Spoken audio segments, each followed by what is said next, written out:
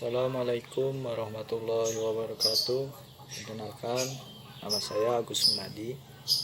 Nomor induk mahasiswa 105170372. Saya berasal dari Universitas Islam Negeri Sultan Taha Saifuddin Jambi, Fakultas Syariah, jurusan Ilmu Pemerintahan.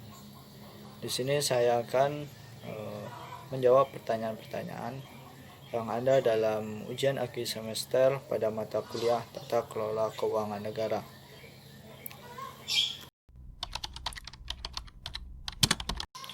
Baik, pertanyaan pertama, yang dimaksud dengan kerugian keuangan negara dan 4 perbuatan yang dapat menimbulkan kerugian keuangan negara. Dalam Undang-Undang Nomor 1 Tahun 2004, yang dimaksud dengan kerugian negara adalah kekurangan uang, surat berharga, dan barang yang nyata dan pasti jumlahnya sebagai akibat dari perbuatan melawan hukum, baik sengaja maupun tidak sengaja atau lalai. Perbuatan merugikan keuangan negara sebagai perbuatan pidana. Prinsip yang menjadi ukuran adalah adanya perbuatan formal melanggar hukum dan adanya akibat material terjadi kerugian keuangan negara yang nyata dan pasti, dapat dihitung dengan nilai uang. Perbuatan pidana dan akibatnya tersebut dapat menimbulkan kerugian negara. Ada beberapa perbuatan-perbuatan yang dapat menimbulkan kerugian keuangan negara. Antara lain, pertama yaitu melakukan perbuatan melawan hukum atau yang mengakibatkan terjadinya kerugian keuangan negara yang nyata dan pasti dan dapat dihitung dengan nilai uang. Yang kedua yaitu menyalahgunakan jabatan, kewenangan, kesempatan atau sarana yang ada untuk memperkaya atau menguntungkan diri sendiri, orang lain maupun kelompoknya, yang dapat mengakibatkan terjadinya kerugian keuangan negara yang nyata dan pasti dan dapat dihitung dengan nilai uang. Selanjutnya yang ketiga yaitu menyuruh melakukan atau sengaja menganjurkan orang lain melakukan perbuatan pidana. Perbuatan pidana ini akan berakibat terjadinya kerugian keuangan negara yang nyata dan pasti. Selanjutnya yaitu turut serta atau membantu melakukan perbuatan pidana yang mengakibatkan terjadinya kerugian keuangan negara. Yang terakhir yaitu kelima yaitu memberi kesempatan, sarana atau keterangan untuk melakukan perbuatan pidana yang dapat mengakibatkan kerugian keuangan negara yang pasti dan nyata serta dapat dihitung dengan nilai uang. Sebenarnya perbuatan tersebut 5 perbuatan tersebut masuk dalam ranah korupsi di dalam Undang-Undang Nomor 31 Tahun 1999 sebagaimana yang telah dirubah dengan Undang-Undang Nomor 20 Tahun 2001 tentang pemberantasan tindak pidana korupsi. Dalam pasal 2 ayat 1 dan pasal 3 menyatakan bahwa setiap orang yang secara melawan hukum melakukan perbuatan memperkaya diri atau orang lain yang suatu korporasi yang dapat merugikan keuangan negara atau perekonomian negara dipidana dengan penjara seumur hidup atau pidana penjara paling singkat 4 tahun dan paling lama 20 tahun. Denda paling sedikit yaitu 200 juta dan paling banyak yaitu 1 miliar. Sedangkan dalam pasal 2 ayat 2 disebutkan bahwa dalam hal tindak pidana korupsi sebagaimana yang dimaksud dalam pasal 1 ayat 1 dilakukan dalam keadaan tertentu, pidana mati dapat dijatuhkan. Dalam pasal 3 pidana penjara seumur hidup atau pidana penjara paling singkat 1 tahun atau denda paling sedikit 50 juta dan paling banyak 1 miliar bagi setiap orang yang dengan tujuan menguntungkan diri sendiri ataupun orang lain menyalahgunakan kewenangan, kesempatan atau sarana yang ada padanya karena memiliki jabatan atau kedudukan yang dapat merugikan keuangan negara atau perekonomian negara.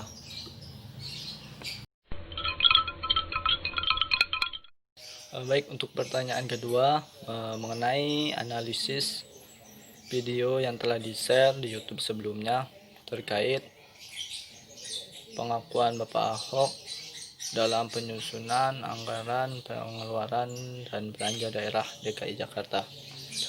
Dari video tersebut dapat dilihat bahwa dalam penyusunan APBD DKI Jakarta terdapat praktek-praktek korupsi yang dilakukan oleh oknum-oknum yang terlibat dalam penyusunan APBD DKI Jakarta ini. Oknum-oknum tersebut dapat kita lihat dalam video tersebut, yaitu anggota DPRD DKI Jakarta, di mana mereka mengancam para satuan kerja perangkat daerah DKI Jakarta. Mereka mengancam tidak akan mengesahkan APBD DKI Jakarta apabila apa yang mereka minta atau apa yang anggota DPRD minta dalam penyusunan APBD tersebut tidak mereka turuti. Praktek korupsi yang dilakukan oleh anggota DPRD dalam penyusunan APBD DKI Jakarta ini dapat dilihat dari salah satu kasus yang telah diceritakan oleh Bapak Ahok, adanya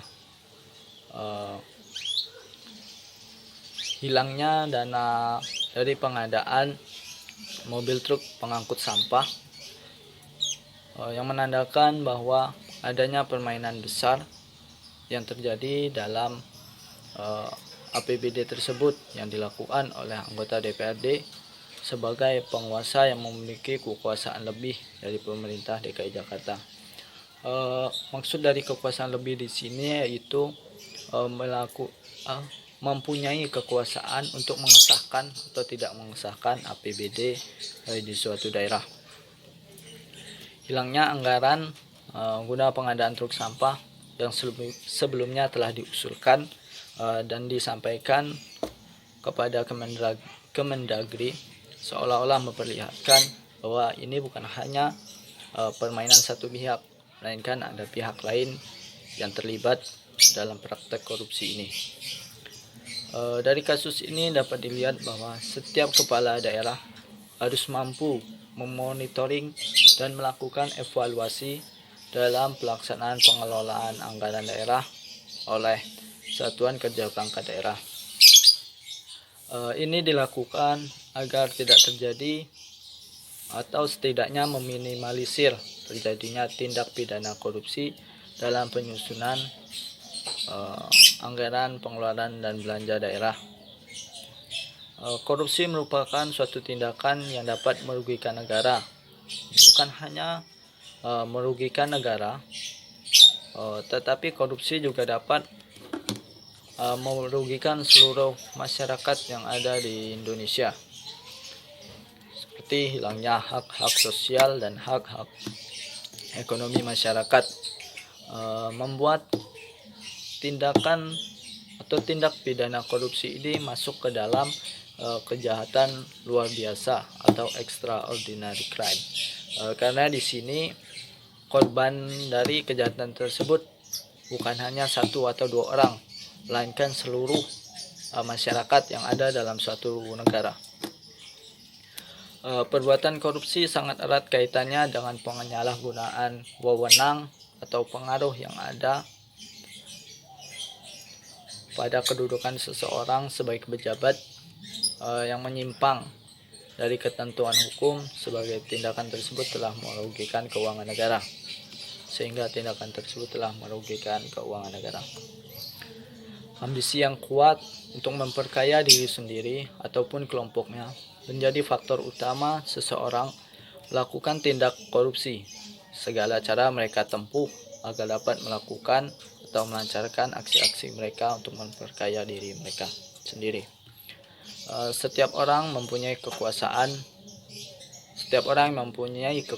lebih di atas orang lain akan cenderung menekan bawahannya untuk mengikuti segala perintah-perintahnya untuk melakukan perbuatan-perbuatan melanggar hukum, di mana perbuatan ini dilakukan agar aksi mereka dapat lancar dalam melakukan setiap tindakan korupsi. Pertanyaan ketiga, mengenai langkah-langkah yang akan saya lakukan apabila saya diamanahkan oleh pemerintah sebagai seseorang yang memiliki kekuasaan dalam pengelolaan keuangan negara. Dalam menghadapi pandemi COVID-19, diperlukan kerjasama antar setiap lini masyarakat ataupun pemerintahan yang ada di suatu negara. Kerjasama ini meliputi baik itu pemerintah, masyarakat, maupun organisasi-organisasi yang ada dalam suatu negara. Maka dari itu kita harus menghilangkan ego individu dan bersatu guna melawan virus ini. Jika saya diamanahkan sebagai pemerintah yang memiliki kekuasaan di bidang pengelolaan keuangan negara, saya akan melakukan segala upaya untuk memaksimalkan keuangan negara tersebut. Saya akan memaksimalkan segala kemampuan dan keahlian saya guna menggunakan uang negara sebagaimana mestinya, apalagi dalam situasi yang seperti sekarang ini. Saya akan memprioritaskan uang negara untuk menangani pandemi COVID-19 seperti yang sekarang banyak anggaran-anggaran negara yang dipotong untuk menyokong atau mendukung langkah pemerintah dalam mencegah dan menangani COVID-19. Selanjutnya, melakukan monitoring dan evaluasi yang lebih mendalam dan ketat terhadap keuangan negara guna menghindari terjadinya penyimpangan-penyimpangan terhadap dana yang dialokasikan untuk penanganan COVID-19. Dapat kita lihat di beberapa daerah ada beberapa kasus kepala daerah menyalahgunakan anggaran yang sebelumnya disalurkan oleh pemerintah pusat untuk melakukan upaya-upaya pencegahan dan penanganan COVID-19 yang ada di daerah tersebut. Tetapi karena tingginya ego individu untuk memperkaya diri sendiri timbul dalam diri seorang kepala daerah, menyebabkan terjadinya tindakan korupsi yang dilakukan oleh kepala daerah terkait dengan dana anggaran yang digunakan untuk penanganan COVID-19. COVID-19 bukan hanya terdampak pada kesehatan, tetapi juga berdampak kepada ekonomi, sosial, dan kemanusiaan. Sebagai orang yang memiliki kekuasaan di bidang pengelolaan keuangan negara, saya perlu melakukan tindakan-tindakan yang dapat membantu pemerintah dalam menanggulangi pandemi ini. Salah satunya yakni menambah anggaran belanja dan pembiayaan untuk penanganan dampak COVID-19. Jadi di sini bukan hanya anggaran untuk di bidang kesehatan, tetapi juga di bidang-bidang lain yang terkena dampak dari pandemi ini. Anggaran tersebut akan diprioritaskan untuk belanja yang terkait dengan penanganan COVID-19, seperti belanja kesehatan, bantuan sosial, dan dukungan untuk usaha mikro, kecil, dan menengah atau UMKM. Memberikan bantuan-bantuan kepada masyarakat yang terdampak COVID-19 merupakan salah satu yang harus dilakukan agar tidak menimbulkan masalah baru akibat COVID-19 ini. Selain itu, langkah ini dilakukan untuk menjamin terjadinya ketentraman di masyarakat. Yang terpenting, saya akan melakukan segala upaya yang akan membuat negara ini tetap aman dan tentram, serta dapat mengendalikan keuangan negara agar tidak terjadi krisis keuangan yang dapat menyebabkan keadaan negara tidak stabil. Mungkin itu saja beberapa jawaban yang saya berikan atas pertanyaan-pertanyaan yang ada dalam ujian akhir semester pada mata kuliah Tata Kelola Keuangan Negara.